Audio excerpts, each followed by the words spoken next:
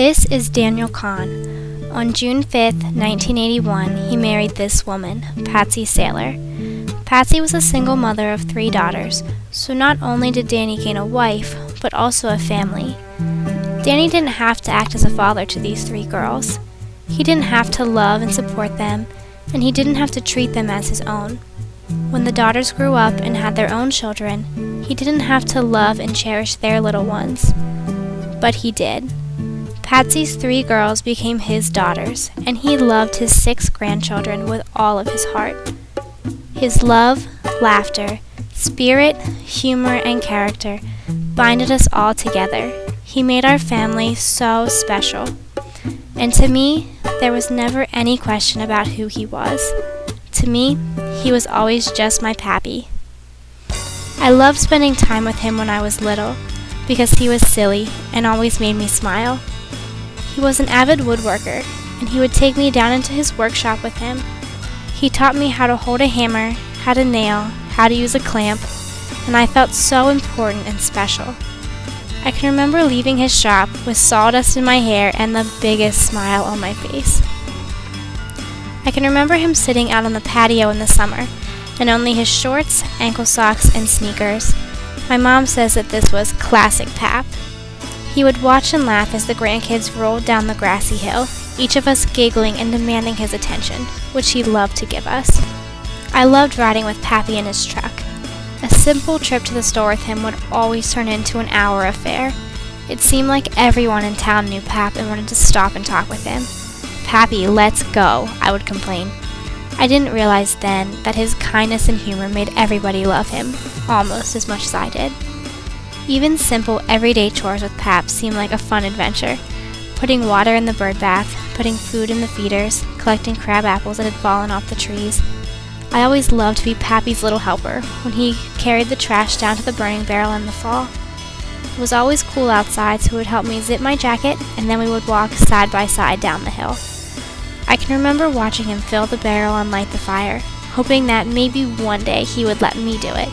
When I was big enough, of course. I remember standing with him as the night began to fall and the smoke circled around us.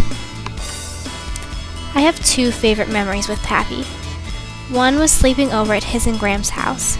At night, I would hear him snoring so loudly, and in the morning my sister and I would fuss and complain that we couldn't sleep all night because he was so loud. But secretly, the sound of his snoring gave me comfort, because it reminded me that he was always in the next room, ready to help me if I needed anything. My other favorite memory is sitting on Pappy's lap. I loved to climb up and sit with him whenever I got the chance. It didn't matter if we were reading, watching TV, or just sitting with the family. That lap, it seemed like the safest and most comfortable place to be.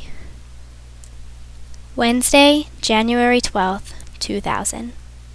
Pappy left a note for my Graham saying that he had gone out and would be back soon. However, he didn't come back soon. In fact, he didn't come back at all. As he was driving, a truck pulled into the lane in front of him. He swerved to miss it and ended up rolling his own truck about 4 times before it came to a stop.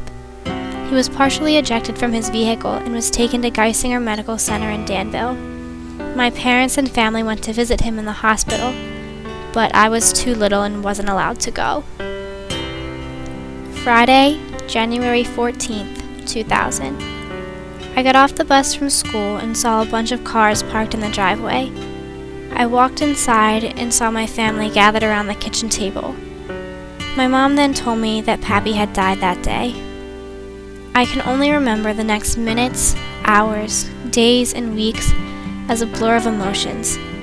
At such a young age, I had little experience dealing with such strong feelings of grief at the loss of my Pappy, and anger at the fact that he was gone too soon.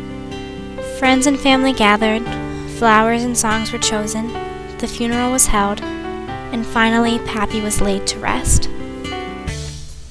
The time that followed was extremely difficult.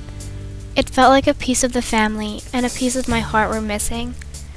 Eventually, time passed, and the memories of my Pappy began to make me cry less and smile more.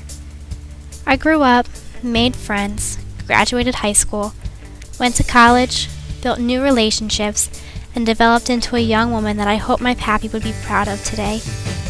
Though I was young when he passed, I still carry the valuable lessons that he taught me with me wherever I go. Through his own life, he gave me an example of the strength of character, kindness, and humility that I strive to possess today.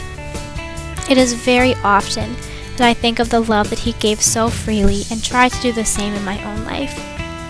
Sometimes I wonder what it would be like if I could still have him with me today, but I keep his memory in my heart, and I know that it will never fade.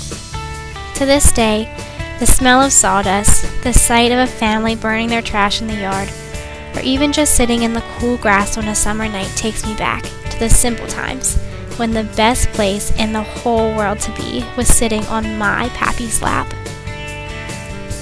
I feel so blessed to have had him in my life, and I'm even more thankful that he chose to make me a special part of his.